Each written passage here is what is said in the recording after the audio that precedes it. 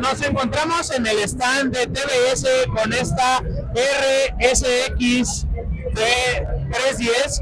La verdad es que es un concepto pues todavía que no está bien desarrollado, solamente está en papel, pero la verdad es que es una motocicleta bastante interesante.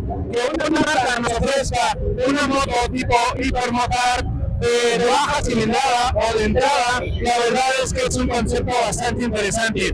Esperemos que TBS lo pueda llevar a la realidad en los próximos años, porque sin duda es que a mucha gente le interesaría o le agradaría este concepto y este diseño.